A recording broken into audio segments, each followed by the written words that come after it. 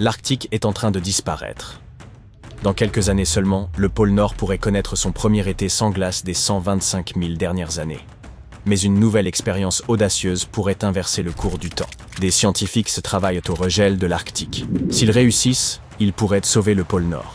Mais s'ils échouent, ils pourraient déclencher des catastrophes imprévues. Donc, dans quelle direction les choses iraient-elles? Eh bien, voici un peu de contexte. Au cœur de l'Arctique, les températures chutent si bas que le métal se fissure et les vents hurlent à travers la glace. En hiver, la température moyenne est de 34,4 degrés Celsius. Mais malgré le froid apparemment extrême, la région fond réellement, se réchauffant 2 à 3 fois plus vite que le reste de la planète.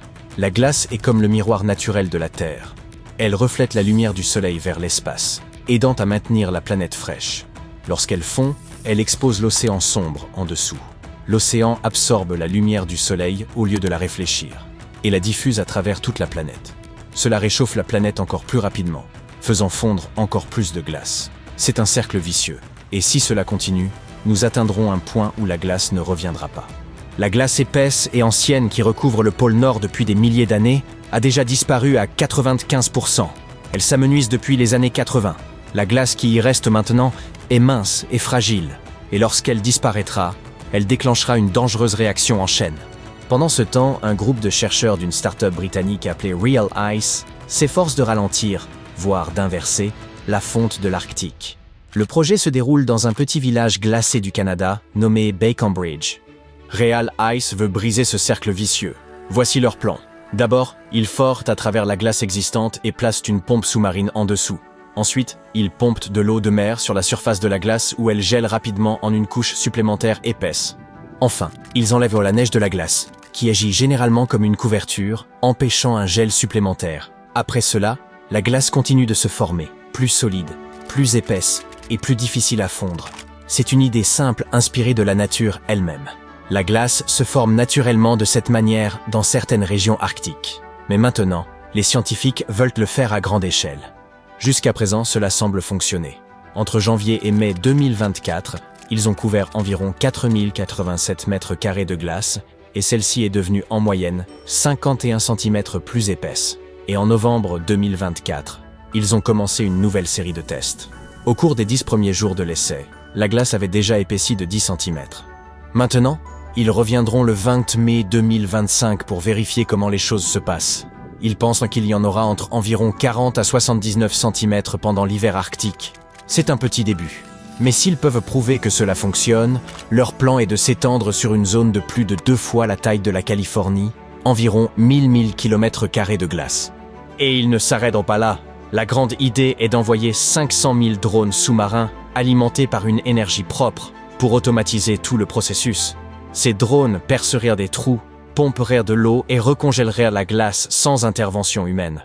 Mais tout le monde n'est pas convaincu. Certains scientifiques pensent que toute cette idée est un désastre en attente de survenir. Premièrement, ils soulignent que la glace plus salée, celle provenant de l'eau de mer pompée dessus, fond plus rapidement en été. Donc, si cette nouvelle glace fond trop vite, nous pourrions finir par aggraver la situation. Certains d'entre eux pensent également que c'est une distraction dangereuse par rapport au problème central, comme traiter les symptômes au lieu des problèmes fondamentaux. De plus, rendre plus épaisse une petite couche de glace est une chose. Mais faire cela sur l'ensemble de l'Arctique, c'est un tout autre défi. Une autre préoccupation est l'écosystème. L'Arctique est l'un des écosystèmes les plus fragiles de la Terre. Un changement dans l'épaisseur de la glace pourrait affecter la vie marine, perturber la croissance des algues et impacter la chaîne alimentaire de manière que nous ne comprenons pas entièrement. Il y a aussi la question de l'argent. Real Ice estime que le regel de l'ensemble de l'Arctique coûtera environ 5 à 6 milliards de dollars par an. Qui paie pour cela? Actuellement, ils sont autofinancés avec le soutien de quelques investisseurs. Mais à terme, ils espèrent que des pays, des fonds mondiaux ou même des entreprises financeront le projet. Real Ice soutient que ne rien faire pourrait être bien pire. Si nous n'agissons pas, nous pourrions perdre l'Arctique de notre vivant. Cela pourrait au moins aider à gagner du temps pour réparer la planète. Les temps désespérés appellent des mesures désespérées. L'idée de sauver la glace arctique n'est pas nouvelle. Au fil des années, les scientifiques ont suggéré des plans assez audacieux pour stopper la fonte. En 2017, il y avait le plan initial d'une pompe alimentée par le vent. Le physicien Steven Desch a proposé d'installer environ 10 millions de pompes éoliennes dans l'Arctique. Ces pompes extrairaient de l'eau de mer sur la glace, un peu comme le concept de glace réelle. Cette eau gèlerait durant les mois froids d'hiver, créant une couche de glace plus épaisse. Le plus gros problème est que quelqu'un devrait diriger tout ce spectacle. Et que se passe-t-il si quelque chose tourne mal? En 2018, il y avait le projet des billes de verre, censé débuter dans les années 2020. Une équipe appelée l'Arctic Ice Project a suggéré de couvrir l'Arctique avec de minuscules billes de verre réfléchissantes. Oui, des billes de verre. L'idée était essentiellement de remplacer l'effet miroir de la glace. Les perles repousseraient la lumière du soleil, maintenant ainsi la glace plus froide plus longtemps. Le projet est en cours d'expérimentation par un groupe de scientifiques travaillant avec l'Arctic Ice Project. Ils affirment que les billes de verre sont fabriquées à partir d'un matériau sans danger pour les animaux. Ils prétendent même que les oiseaux utilisent un matériau similaire pour les aider à digérer la nourriture. Le verre utilisé dans ces microsphères est le même matériau que celui utilisé dans les équipements de laboratoire et les ampoules. Cela semble sûr, non? Eh bien, pas si vite. Il y a aussi le risque environnemental. Ces billes de verre sont minuscules et pourraient facilement pénétrer dans l'océan, affectant tout, du poisson au plancton. Nous avons encore besoin de plus de recherches pour comprendre comment ce matériau se décompose dans l'océan et s'il pourrait affecter la vie marine. Mais là où les choses deviennent vraiment folles, c'est lorsque nous commençons à penser à l'extension de ce projet. Pour couvrir ne serait-ce qu'une infime fraction de l'Arctique, il leur faudrait des millions de tonnes de ces microbillets de verre, et cela ne serait qu'un début. Et ils devraient s'y travailler 24 heures sur 24, 7 jours sur 7, malgré les températures glaciales et les tempêtes de neige. Les scientifiques pensent que cela pourrait maintenir la glace suffisamment épaisse pour survivre à l'été, et même ralentir la fonte. Mais est-ce réellement faisable? Il y a aussi l'initiative Bright Ice, fondée par les mêmes personnes derrière le projet de glace arctique.